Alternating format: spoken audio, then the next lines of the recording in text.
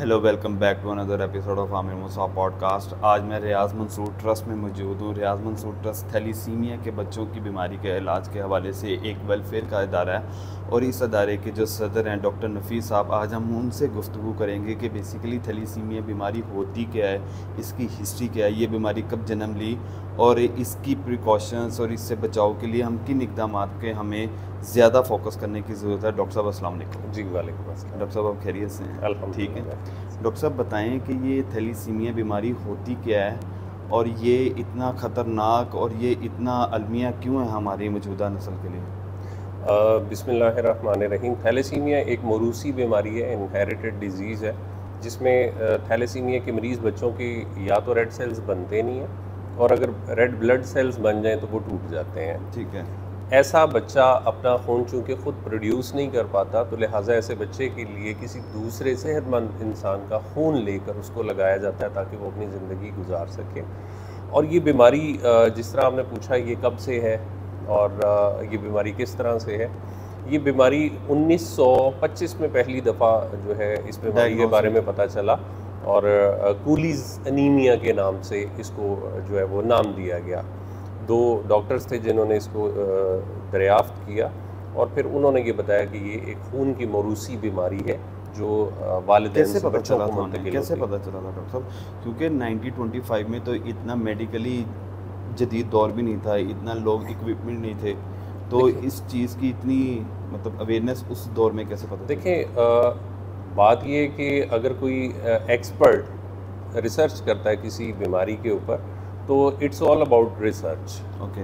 हर दौर में अगर हम 1925 की बात कर रहे हैं तो उससे बहुत पीछे भी आप चले जाएं तो लोगों ने 15वीं सदी की बहुत ज़बरदस्त रिसर्चेस की हुई हैं और उन पिछली सदियों की रिसर्चेस की बेस पे आज भी ट्रीटमेंट्स चल रहे हैं। बिल्कुल ठीक। आज के दौर में सिर्फ ये है कि जिद्दत आने के बाद उसमें मज़ीद इजाफा किया गया, मज़ीद चीज़ों को डिस्कवर किया गया और उसमें मज़ीद बेहतरी लाई गई, वरना अकल तो अल्लाह ताला की देन है, वो किसी भी दौर में अल्लाह ताला इंसान को दे देता है। बिल्कुल ठीक है। डॉक्टर साहब, ये मरूसियत से क्या मुराद है? हम तो ये लफ्ज़ बेसिकली सियासत में सुनते हैं कि यार मरूसियत की सियासत चल रही है, मरूसियत की सियासत चल रही है, लेकिन अगर इस बीमारी की तशखीस अगर मरूसियत में ना हो तो क्या ऐसा भी मुमकिन है कि एक बॉर्न बेबी को इस बीमारी का खतरा जो है? देखिए, मौरूसी का मतलब होता है कोई चीज़ विरासत में मिलना। बिल्कुल ठीक है। तो विरासत का मतलब ये हुआ कि अगर पेरेंट्स, अब आपने चूँकि सियासत का नाम ले लिया तो सियासत से मौरूसी सियासत का मतलब होता है कि जो नस्ल दर नस्ल सियासत चली आ रही है, जैसे हम पीपल्स पार्टी या दीगर जमातों की अगर बात करते हैं कि दादा से सियासत चली बाप तक गई, बाप से बच्चों तक गई, तो ये एक विरासत में चली आ रही चीज़ को हम मौरूसी कहते हैं। इसी तरह थैलेसीमिया एक मौरूसी बीमारी है जो वालिदैन से बच्चों को मुंतकिल होती है और वालिदैन से बच्चों को इसलिए मुंतकिल होती है कि अगर पेरेंट्स, माँ और बाप दोनों थैलेसीमिया माइनर हैं, अगर वो थैलेसीमिया माइनर हैं तो उनकी आइंदा आने वाली नस्ल थैलेसीमिया मेजर पैदा होगी। हम आएंगे, इसकी तरफ भी आएंगे, लेकिन मरूसियत का ताल्लुक सिर्फ जो हमने पॉलिटिक्स में इसकी मानी समझा है वही मानी इसका बीमारी में भी है कि यार ये एक नस्ल दर नस्ल चलती है।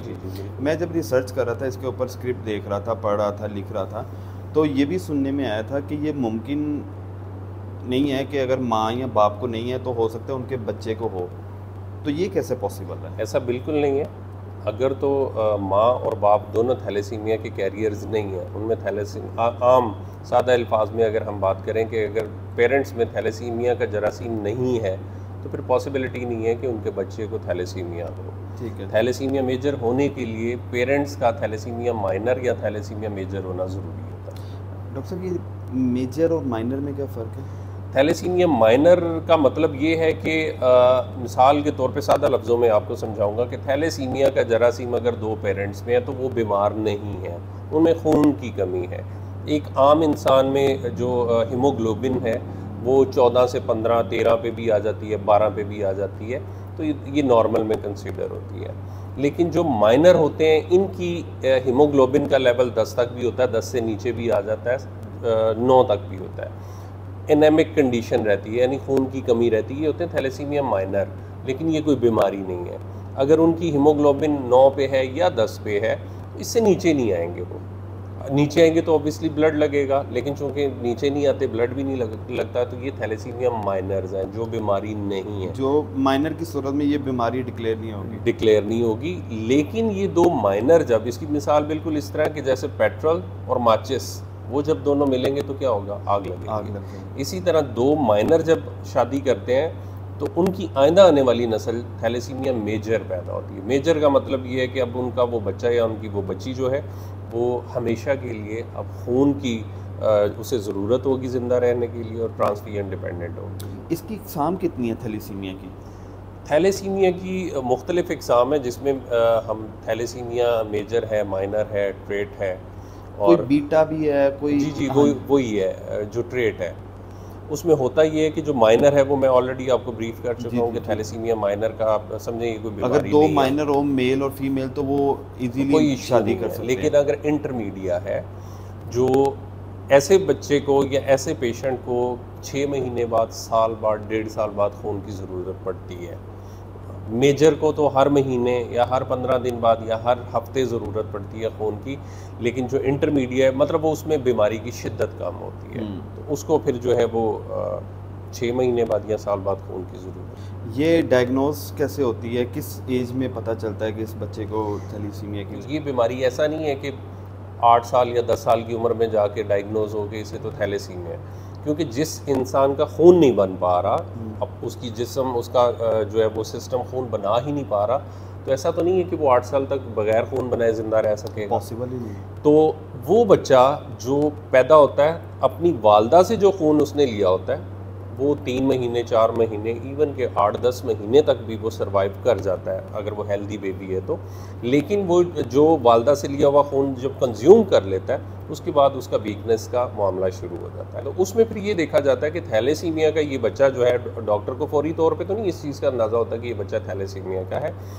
पेरेंट्स जब किसी भी डॉक्टर के पास लेके अपने बच्चे को जाते हैं और पता ये चलता है कि ये बच्चा जो है वो दिन ब दिन कमज़ोर होता जा रहा है, मेडिसिन दी हैं लेकिन कोई फ़र्क नहीं पड़ रहा है, उसकी रंगत, उसका दुबलापन इस चीज़ पे मजबूर करता है कि उसका टेस्ट करवाया जाए, और वो टेस्ट सिंपल उसकी हीमोग्लोबिन का टेस्ट करवाया जाता है कि खून की कमी को देखा जा सके कि बच्चे में खून की कमी तो नहीं वाक़या हो रही। जब वो टेस्ट करवाया जाता है हीमोग्लोबिन का, ये एक सिंपल टेस्ट है, ये थैलेसीमिया का टेस्ट नहीं है। उस हीमोग्लोबिन के टेस्ट से ये पता चलता है कि अगर बच्चे की एज भी मिसाल के तौर पे 6 या 5 पे आई हुई है, तो ये एक अलार्मिंग सिचुएशन होती है। ऐसी सिचुएशन में फिर डॉक्टर जो है वो फौरी तौर पे थैलेसीमिया के टेस्ट का मशवरा देते हैं कि आप इसका थैलेसीमिया का टेस्ट करवाएं।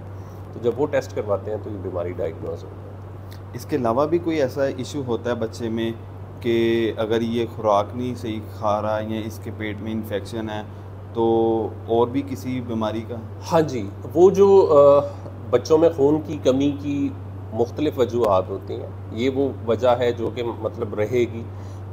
दीगर वजूहात में पेट में कीड़ों का होना, उन पेट में कीड़ों के होने की वजह से अगर बच्चे में खून की कमी वाक़या हो जाती है, बच्चे मट्टी खाते हैं, मट्टी खाने की वजह से बच्चों में जो है वो खून की कमी वाक़या हो जाती है, तो वो क्योरेबल है, वो दोबारा से बच्चे जो है वो रिकवर कर लेते हैं और उनकी एचपी नॉर्मल हो जाती है। लेकिन थैलेसीमिया की इन बच्चों की एचपी नॉर्मल नहीं होती, इनको सारी ज़िंदगी खून लगवाना पड़ता है। अच्छा डॉक्टर साहब, कुछ खुराकें होती हैं जो बच्चे की बॉडी में खून पैदा करती हैं, हम भी मतलब ख़ास तौर पे सब्जियां होती हैं या कोई फ्रेश फ्रूट्स होते हैं जिनका इस्तेमाल करें तो जिस समय बॉडी में खून बनता है, तो क्या बच्चों के लिए भी कोई ऐसी कोई प्रोडक्ट्स होती हैं, ये सॉरी प्रोडक्ट्स कह रहा हूँ, कोई वेजिटेबल्स या कोई ऐसा खुराक या कोई ऐसी चीज़ें जो उन्हें दी जाए जो थैलेसीमिया की बीमारी को फाइट करने के लिए? जी जी बिल्कुल ऐसा ही, इनके लिए पूरा एक डाइट प्लान होता है, और उस डाइट प्लान में आम तौर पर अगर सादा लफ्ज़ों में किसी सादा सी फैमिली को, सादा सी फैमिली से मुराद जो अनएजुकेटेड हैं उनको समझाने की ज़रूरत पेश आए, तो उनको ये बताया जाता है कि आपने ऐसी सब्जियां या ऐसी चीज़ें इन बच्चों को नहीं देनी जिसमें फौलाद हो। जैसे सेब है उसमें फौलाद है, जैसे पालक है उसमें फौलाद है, हरी सब्जियां जो हैं उनमें फौलाद की मिकदार चूँकि बहुत ज़्यादा होती है और इन बच्चों के लिए फौलाद जहर है। तो ऐसी चीज़ें इन बच्चों को फिर अवॉइड करनी चाहिए, यही इन्हें सजेस्ट किया जाता है। उसके अलावा जो चीज़ें ये खा सकते हैं वो ज़रूर खाएँ। डॉक्टर साहब, इसका इलाज जो है हमारे पाकिस्तान में मौजूद है, और चूँकि ये काफ़ी सुनने में है कि काफ़ी एक्सपेंसिव होता है और काफ़ी तकलीफ़देह इलाज है, तो क्या हमारे मुल्क में इसके प्रॉपर जो ट्रीटमेंट के रिसोर्सेज हैं या जो मामलात होते हैं इसके वो सारे मौजूद हैं कि हमें कहीं बाहर के ममालिक में भी इसके इलाज के लिए देखें जी, इसमें थैलेसीमिया का इलाज पूरी दुनिया में भी कहीं भी नहीं है। थैलेसीमिया के मरीज़ बच्चे को आपने खून लगाना होता है। तो सारी दुनिया में इस वक्त जो प्रैक्टिस चल रही है वो यही है कि थैलेसीमिया के बच्चे को किसी की रिक्वायरमेंट 15 दिन बाद है, किसी की रिक्वायरमेंट हफ्ते के बाद है, किसी की रिक्वायरमेंट 1 महीने के बाद है, इनको ब्लड लगाया जाता है। इसके साथ साथ इनके जिस्म में पैदा होने वाली मुख्तलिफ पेचीदगियाँ, खून एक इंसान को बार बार लगेगा तो अंडरस्टूड है कि उसमें जो आयरन की मिकदार है वो भी कहीं ना कहीं कोई ना कोई कॉम्प्लिकेशन पैदा करेगी। उन कॉम्प्लिकेशंस के पैदा होने की वजह से जो बच्चे को मुख्तलिफ़ किस्म की ट्रीटमेंट्स मेडिसिन की ज़रूरत पड़ती है। तो इन बच्चों को खून लगाने के साथ साथ हम different type of combination of medicine वो भी प्रोवाइड करते हैं। ये एज का मतलब फ़र्ज़ करें अगर एक न्यू बॉर्न बेबी है, उसको ये इशू आ रहा है कि ये खुराक नहीं ठीक ले रहा या रोता रहता है या इसको वीकनेस है, तो वो तो अभी न्यू बॉर्न बेबी है ना, उसकी तो एज लाइक 1 हफ़्ता होगी, 7 दिन या 1 माह भी हो सकती है। तो इस एज में भी ये बच्चा के डायग्नोज का बीमारी का नहीं, उसमें देखें जब तक तो उसकी एचबी नॉर्मल आ रही है वो वैसे भी नॉर्मल बिहेव करेगा। जब तक उसकी एचबी नॉर्मल है और उसका जिस्म डिमांड नहीं कर रहा खून की, जब उसका जिस्म डिमांड करेगा खून की तो ऑब्वियसली दूसरी पेचीदगियाँ शुरू होना तो ये तो मतलब स्टार्ट होगा फिर तकरीबन 6-8 महीने बाद, साल बाद, ठीक है। डॉक्टर साहब, ऐसा भी है कि इसके इलाज में कहीं ना कहीं हमारे मुल्क में चूँकि हमेशा से हर फील्ड में रिसोर्सेज की कमी रही है, तो काफ़ी बच्चे जो इस रिसोर्सेज को मीट नहीं कर पाते तो वो मतलब एक्सपायर हो जाते हैं। देखिए, थैलेसीमिया एक ऐसी कॉज है जिसे सपोर्ट करने की बड़ी ज़रूरत है, क्योंकि इसका ताल्लुक सिर्फ पैसों के साथ नहीं है, इसका ताल्लुक खून के साथ भी है। थैलेसीमिया के बच्चों को आप मेडिसिन तो ख़रीद के दे सकते हैं, लेकिन हर हफ्ते अगर इनको खून की ज़रूरत है तो वो आप पैसों से ख़रीद नहीं सकते हैं। हमारे मुल्क में तो वो ऑलरेडी इस चीज़ का बहुत है, तो खून की कमी उसमें खून का मुख्तलिफ कॉजेज़ को लेके अगर हम बात करते हैं तो ऑब्वियसली प्रॉब्लम्स तो हैं। एमरजेंसी में आप देखते हैं कि किसी को खून की ज़रूरत पड़ती है तो वो कम से कम कोई 50 लोगों से रब्ता करता है तो उसे 2 बोतलें खून की बड़ी मुश्किल से बंदोबस्त कर पाता है एमरजेंसी में। तो ये बच्चे सारी ज़िंदगी एमरजेंसी की हालत में ज़िंदगी गुजारते हैं। और आप ये सोचें कि जिस बच्चे को हर हफ्ते खून की ज़रूरत है तो उनके वालिदैन के लिए तो एमरजेंसी सारी ज़िंदगी की है। आज खून लगवा के जाएंगे तो उन्हें ये फ़िक्र होगी कि अगले हफ्ते खून का बंदोबस्त कैसे होगा। लेकिन ऐसी सूरत हाल में अल्हम्दुलिल्लाह रियाज़ मंसूर ट्रस्ट जो है ऐसे बच्चों के लिए, थैलेसीमिया के जो मुतासरा बच्चे हैं, एक बच्चा नहीं, हमारे पास तकरीबन कोई 2500 पेशेंट रजिस्टर्ड हैं जिनको हम अल्हम्दुलिल्लाह मुतवातर और मुसलसल खून फ्राहम करते हैं और किसी किस्म के इनसे ना तो चार्जेस लिए जाते हैं और तमाम टेस्ट एक ही छत के नीचे जो है यहाँ पर प्रोवाइड किए जाते हैं इन बच्चों को, जिसमें इन बच्चों को इनकी जब स्प्लीन का इशू आता है, जैसे कि मैंने अभी आपको बताया कि खून लगने के अपने बहुत सारे मसाइल होते हैं कि आयरन ओवरलोड हो जाता है, इनके जिस्म में जब फौलाद बढ़ना शुरू हो जाता है तो वो फौलाद अगर जिगर की तरफ जाएगा, अगर वो गुर्दों की तरफ जाएगा, दिल की तरफ जाएगा। फौलाद बढ़ सकता है डॉक्टर साहब, उसकी क्या वजह होती है? फौलाद कैसे बढ़ फौलाद देखें, आपकी जो खून आप किसी से एक बैग खून लेके ट्रांसफ्यूज़ करवाते हैं उसमें फौलाद की एक सर्टन मिकदार होती है। ऑब्वियसली अगर वो फौलाद की एक सर्टन मिकदार जिस ब्लड में मौजूद है वो जिस भी बच्चे को लगेगा तो क्या इसका कोई ट्रीटमेंट या कोई ऐसा चेक आ रहा हूँ? हाँ, जिसको मैं बता रहा हूँ कि वो जो ब्लड में फौलाद होगा, आप हर हफ्ते या हर 15 दिन बाद जब खून लगवाते हैं तो उसके साथ साथ आप फौलाद भी आपके जिस्म में डिपॉजिट हो रहा है थैलेसीमिया के बच्चे में, तो वो एक मुद्दत के बाद अच्छी खासी मिकदार जमा होने के बाद वो फौलाद अब जिस्म के इंटरनल ऑर्गन्स को डिस्टर्ब करेगा। और जैसे कि सुनने में आ जाता है कि थैलेसीमिया का बच्चा कल तक बिल्कुल ठीक था, बिल्कुल नॉर्मल बिहेव कर रहा था और अगले दिन पता चलता है कि डेथ होगी। डेथ होने की रीज़न क्या हुई कि फौलाद ने अगर ट्रैवल किया है हार्ट की तरफ तो सडन हार्ट अटैक का बाइस बना, लीवर की तरफ या गुर्दों की तरफ या किसी भी इंटरनल ऑर्गन की तरफ गया तो सडन फेलियर का बाइस बनता है, बच्चे एक्सपायर हो जाते हैं। उस फौलाद से निमटने के लिए, उस फौलाद को नॉर्मल रखने के लिए आयरन चिलेशन की जाती है, यानी फौलाद को नॉर्मल रखने के लिए कुछ अद्वियात होती हैं जो बड़ी महंगी हैं, वो इन बच्चों को मुसलसल खानी होती हैं रोज़ाना की बुनियादों पर सारी ज़िंदगी के लिए।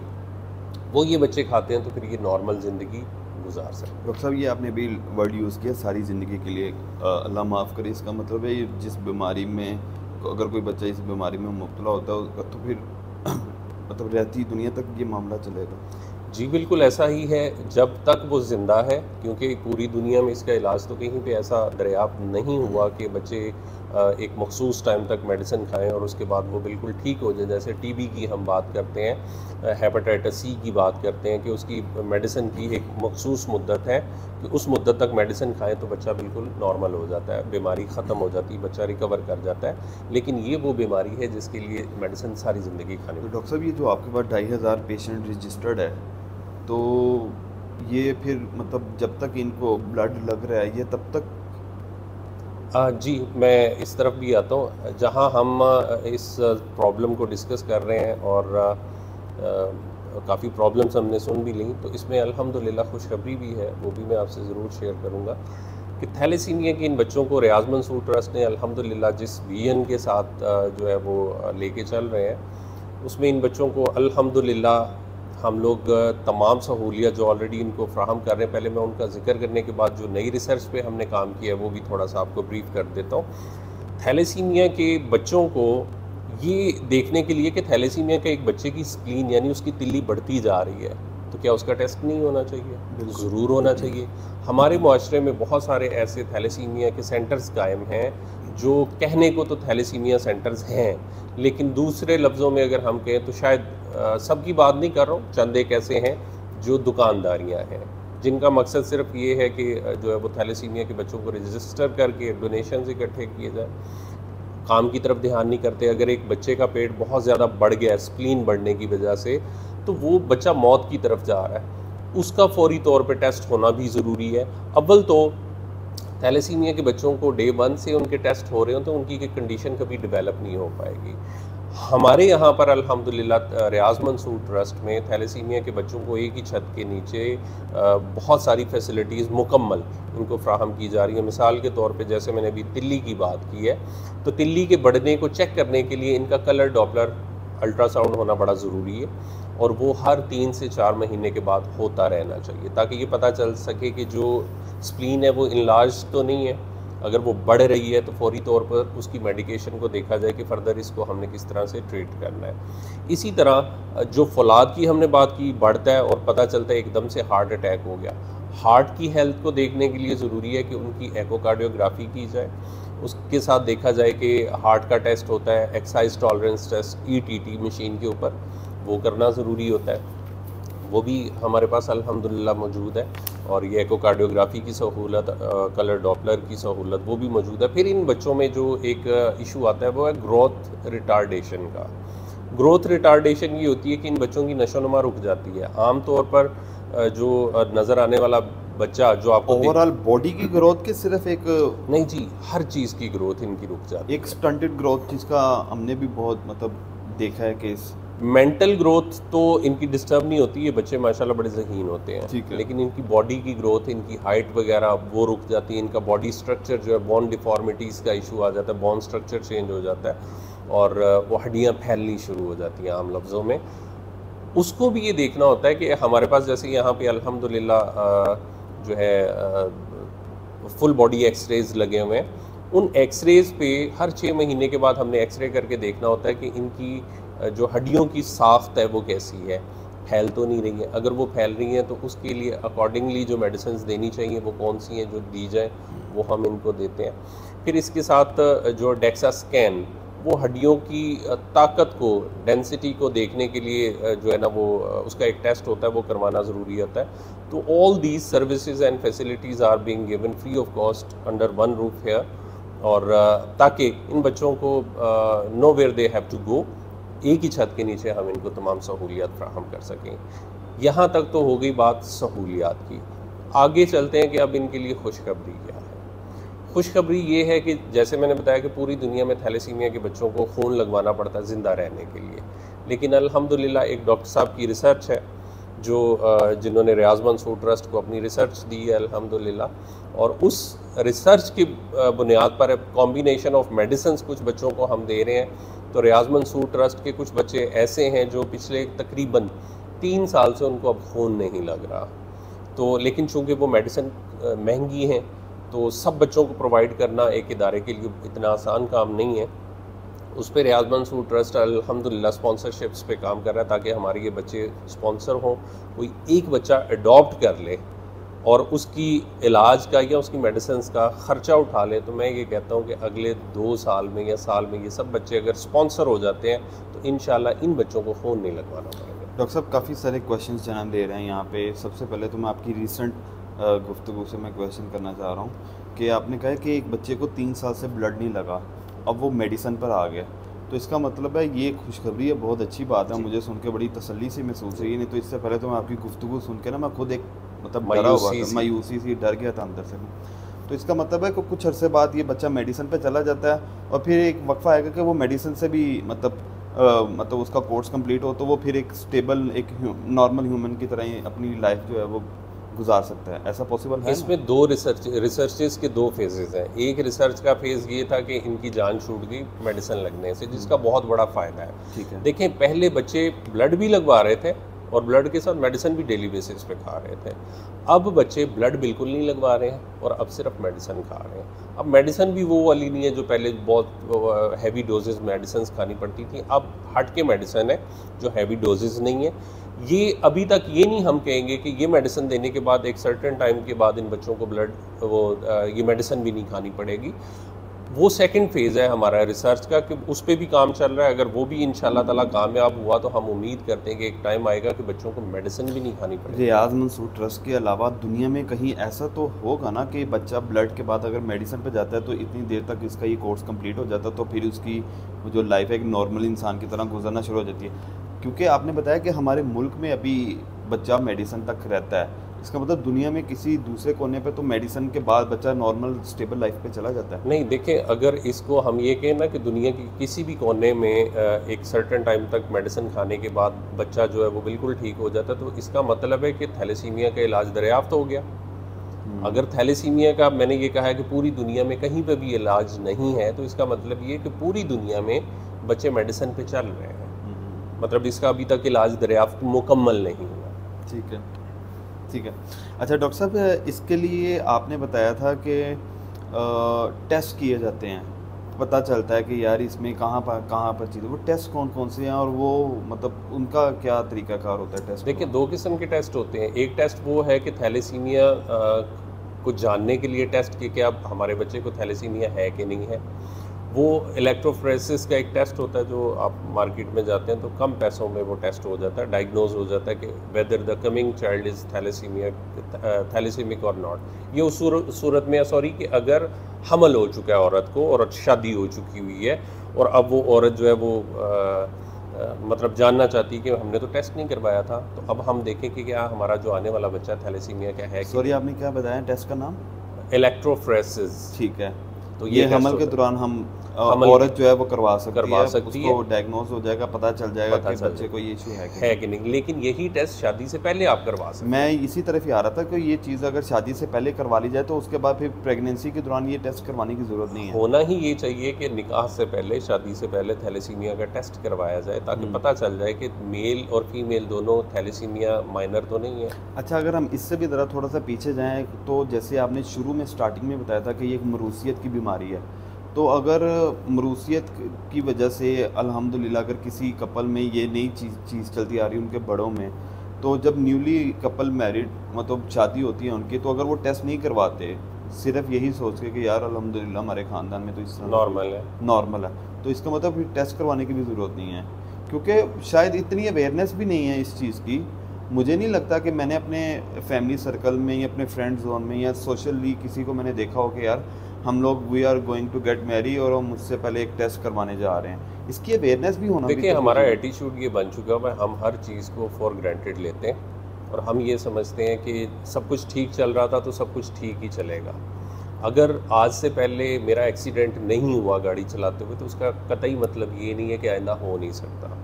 ठीक है, जो माजी में गुजर गया ना वो आइंदा आने वाले दौर के लिए ज़मानत नहीं है।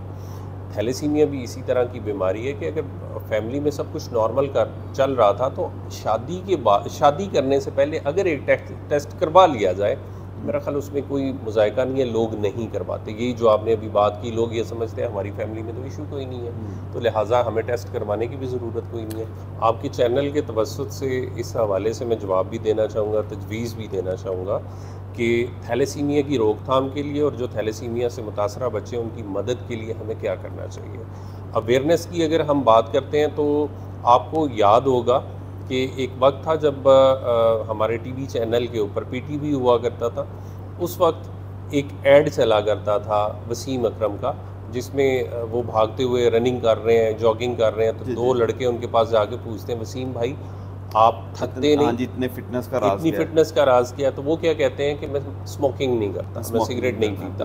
तो ये एक मैसेज था और वो कॉन्टीन्यूसली डेली बेसिस पे पता नहीं कितनी दफ़ा वो चलता था। इसी तरह अगर तमाम channels including social media channels अगर अपने हर व्लॉग में, अपने हर पॉडकास्ट में, अगर अपने हर मतलब प्रोग्राम में आखिर में एक छोटा सा मैसेज फिक्स कर दें थैलेसीमिया की अवेयरनेस के हवाले से कि शादी से पहले अपना थैलेसीमिया का टेस्ट ज़रूर करवाएं, तो मैं समझता हूँ हमें किसी भी दूसरी तीसरी कैंपेन की ज़रूरत नहीं पड़ेगी।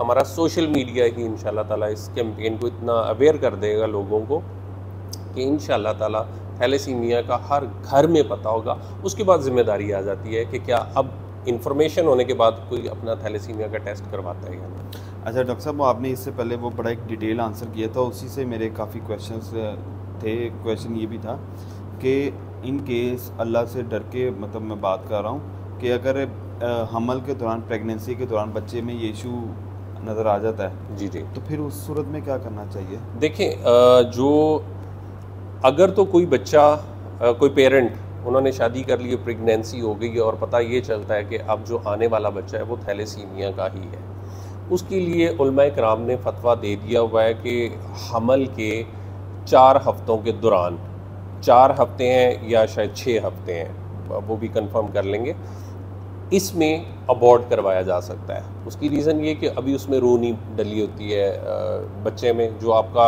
एक हमल का सैंपल होता है, सिर्फ उसी को लेके ये देखना होता है कि आया इसके डीएनए में अब थैलेसीमिया सर्वाइव कर रहा है। अगर थैलेसीमिया उसमें है तो फिर उसको अबॉर्ट करवा दिया जाए, बजाय इसके कि सारी ज़िंदगी के लिए वो बच्चा और उसके वालिदैन तकलीफ़ में ज़िंदगी गुजारें। अच्छा, इसकी मतलब फतवा है, मौजूद है? बिल्कुल, ठीक है, ठीक है, ठीक है।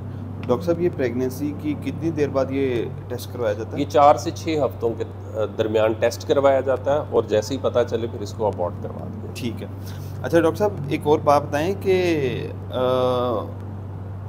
हमारे मुल्क में चूँकि हर चीज़ में बड़ा फुकदान है, तो क्या गवर्नमेंट ने भी अपने सरकारी हॉस्पिटलों में इसके इलाज के लिए कोई सेटअप रखा हुआ है, कोई डिपार्टमेंट है कि सिर्फ ये इस तरह के सोशल वेलफेयर की? नहीं जी, सरकारी इदारों में भी थैलेसीमिया सेंटर्स कुछ कायम हैं, वहाँ पर भी थैलेसीमिया के मरीज़ बच्चों को जो है वो खून और अद्वियात फ्राहम की जाती हैं।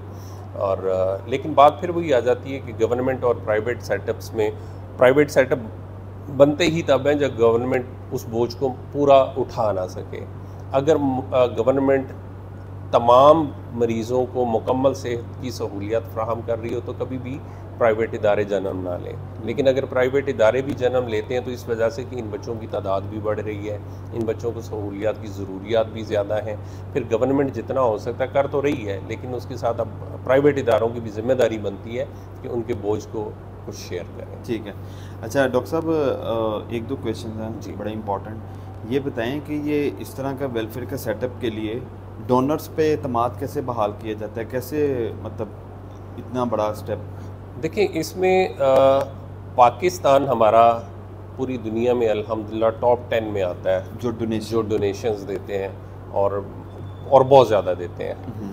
शायद टॉप 5 में होना चाहिए, टॉप 10 भी मैंने ज़्यादा बोल दिया, टॉप 5 में होना चाहिए। अच्छा, ये तो माशाल्लाह फिर तो बड़ी अच्छी बात है, क्योंकि हमारे यहाँ पे से हमारे मुल्क के इतने टफ सरकमस्टांसिस की वजह से भी मुल्क बड़ा अच्छा चल जाता है। बस एक तो ये कि हमारा अल्हम्दुलिल्लाह इस्लामी मुल्क है, हम अल्हम्दुलिल्लाह हमारा ताल्लुक़ इस्लाम से है, तो हमें कॉन्सेप्ट्स क्लियर हैं कि चैरिटी की क्या अहमियत है, और ये चैरिटी जो गुर्बत की सतह से नीचे ज़िंदा रहने वाले जो लोग हैं, ज़िंदगी गुजार हैं, उनके लिए कितनी अहमियत रखती है। ये हमारे मज़हब ने चूँकि इस पर काफ़ी अल्हम्दुलिल्लाह रहनुमाई की हुई है, तो यही वजह है कि पाकिस्तान टॉप में आता है।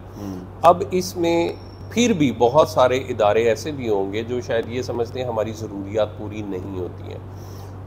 उसकी वजह बहुत सारे ऐसे फेक इदारे हैं जो रमज़ानुल मुबारक में जो है वो फसली बटेरों की तरह एकदम मंजर आम पे आते हैं और वो ये दिखाते हैं कि जी हम लोग बड़ा काम करें। बहुत सारे लोग टीवी चैनल्स की ट्रांसमिशन में बैठे होते हैं, यूँ भी कह सकते हैं। और फिर उसमें ये होता है कि जी वो डोनेशन इकट्ठे करते हैं। अब जो डोनर डोनेशन अच्छे जज्बे के साथ और नेकी की सोच के साथ दे रहा है, बाद में पता चलता है कि जिसको पैसे दिए वो तो इदारा सिरे से था ही नहीं, उसका वजूद ही नहीं था। ऐसे लोगों की वजह से फिर डोनर्स का एतमाद अच्छे इदारों से भी उठ जाता है और वो डोनेशन और रुपया ज़कात व अतियात देते हुए डरते हैं। लेकिन हम फिर ये कहते हैं कि इन्हीं हालात में हमने काम करना है। अगर हम चंद गलत लोगों की वजह से मायूस होकर अच्छे इदारों से भी पीछे हट जाएंगे तो फिर इन इदारों को कौन चलाएगा। तो उसका तरीक़ाकार ये होना चाहिए कि ब्लाइंडली किसी को डोनेशन ना दें। आप डोनेशन देना चाहते हैं, किसी की हेल्प करना चाहते हैं, तो जाके उस इदारे का विज़िट करें। ठीक है। आप जाके वहाँ का काम देखें, आप वहाँ के मरीज़ों को देखें। जब आप देखेंगे तो आपको पता चलेगा कि काम ठीक हो रहा है कि नहीं। ठीक है। तो जैसे हमारा रियाज मंसूर ट्रस्ट में आपने अभी विज़िट किया, आपने देखा अल्हम्दुलिल्लाह काम भी हो रहा है और 3 कनाल पर मुश्तमिल हमारा ये हॉस्पिटल भी है। सर्जिकल टावर भी हमने इसमें जो है वो बना लिया है, जहाँ पर थैलेसीमिया के मरीज़ों को ऑपरेटिव सहूलियात भी मिलेंगी, ऑपरेशन थिएटर की भी। वो भी एक स्टेट ऑफ द आर्ट अल्हम्दुलिल्लाह हमने इनके लिए ऑपरेशन थिएटर तैयार किया है, जिसमें ऑर्थोपेडिक की ऑपरेशन थिएटर है, जनरल सर्जरी का ऑपरेशन थिएटर है, गायनी का ऑपरेशन थिएटर है, आइज़ का ऑपरेशन थिएटर है। अच्छा, यानी कि ये थैलेसीमिया से हट के भी आप? जी, थैलेसीमिया से हट के भी जनरल हेल्थ केयर का हमारा ये सेटअप है। रोज़ाना तकरीबन कोई 500 पेशेंट हमारे पास आते हैं ओपीडी में, जिनको हम ये सहूलियत दे रहे हैं। और अब ये जो सर्जरी का सिलसिला हम शुरू करने लगे हैं, ये भी इंशाल्लाह ताला मुस्तहिकीन के लिए हम बिल्कुल फ्री ऑफ कॉस्ट ये स्टार्ट करने जा रहे हैं। और उसमें हम लोग जो है वो जो कंस्ट्रक्शन चल रही है उसमें हम चाहते हैं कि डोनर्स आएँ आके, अगर वो अपने प्यारों के नाम से कोई कमरा स्पॉन्सर करना चाहते हैं, कोई वार्ड या पूरा फ्लोर या कोई स्पेस स्पॉन्सर करना चाहते हैं, तो वो आएँ और आके। बिल्कुल ठीक है। आपका ये मैसेज इस पॉडकास्ट के थ्रू ऑडियंस तक चला गया। बहुत शुक्रिया डॉक्टर साहब आपका, आपने इतनी डिटेल गुफ्तगू जो है हमारे साथ शेयर की रिलेटेड टू थैलेसीमिया। इस दुआ के साथ कि अल्लाह ताला मेरे मुल्क के तमाम जो न्यू बॉर्न बेबी है उन सबको, या जो मौजूदा भी हैं, उनको इस बीमारी की लत से निजात दे और अल्लाह ताला हमारे मुल्क का हामी नासिर, अल्लाह ताला हमारे मुल्क को दिन दुगनी रात चौगुनी तरक्की दे और इस जैसे अदारों की अल्लाह ताला मतलब भलाई होती रहे, आगे बढ़ते रहें और इसी तरह ये वेलफेयर का काम जारी रखें।